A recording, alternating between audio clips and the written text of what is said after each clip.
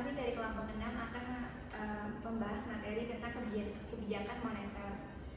Saya Alia Sabira. Saya Arga. Saya Casey. Baik, langsung saja kita masuk ke pembahasan pertama. Arga, sebenarnya kebijakan moneter itu apa sih? Jadi kebijakan moneter itu adalah kebijakan yang dilakukan Bank Sentral untuk mengatur jumlah uang beredar dan tingkat suku bunga supaya ekonomi tetap stabil. Kalau menurut ahli Menkyu tahun 2018 mengatakan bahwa kebijakan moneter adalah pengaturan jumlah uang yang beredar oleh Bank Sentral.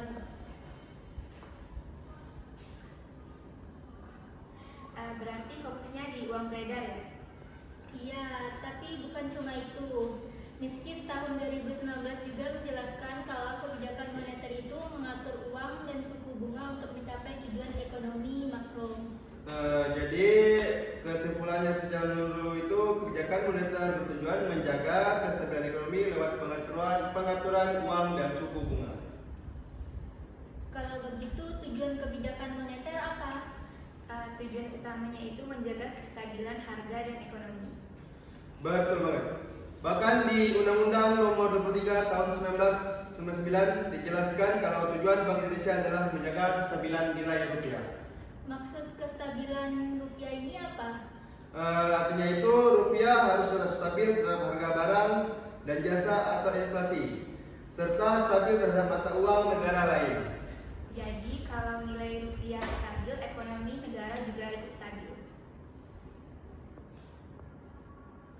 Instrumen kebijakan moneter. Nah, sekarang kita masuk ke instrumen kebijakan moneter. Yang pertama yaitu suku bunga. Kalau suku bunga naik, apa yang terjadi? Biasanya masyarakat jadi lebih sedikit meminjam uang karena bunga mahal, jadi jumlah uang beredar jadi berkurang.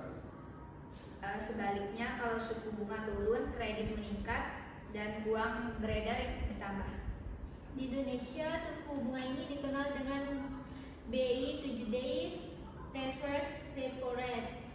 Lalu ada instrumen kedua yaitu operasi pasar terbuka. Itu maksudnya Bank Sentral membeli atau menjual surat berharga kan? Ya, kalau Bank Sentral membeli obligasi, uang beredar bertambah. Kalau menjual, uang beredar berkurang. Selain itu, ada juga giro wajib, minimum atau GWM. Kalau GWM dinaikkan bank, jadi lebih sedikit membeli kredit. Tapi kalau diturunkan, bank lebih bisa meningkat. Lanjut ke peran bank. Ngomong-ngomong, kenapa sih Bank Sentral itu penting? Karena Bank Sentral punya peran besar dalam sistem keuangan. Contohnya menetapkan kebijakan moneter, menjaga sistem pembayaran, mengawasi sistem keuangan, dan menjadi pemberi pinjaman terakhir saat krisis. Makanya Bank Sentral disebut regulator penting dalam sistem keuangan. Sekarang kita bahas transmisi kebijakan moneter. Apa itu? Transmisi kebijakan moneter adalah proses bagaimana kebijakan tadi mempengaruhi ekonomi.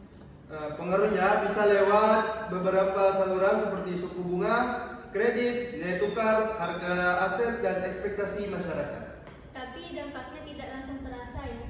Iya, tapi ada yang disebut timeline, jadi perlu waktu sebelumnya dampaknya terlihat pada inflasi dan pertumbuhan ekonomi. Jadi bisa kita simpulkan kalau kebijakan moneter sangat penting untuk menjaga kestabilan ekonomi. Bank Sentral menggunakan instrumen seperti suku bunga, operasi pasar terbuka, dan giro wajib minimum untuk mengatur jumlah uang yang beredar. Dan kebijakan tersebut bekerja melalui proses transmisi sebelum akhirnya mempengaruhi inflasi dan pertumbuhan ekonomi. Baik, mungkin itu saja pemaparan materi dari kami. Terima kasih atas perhatiannya dan terima kasih.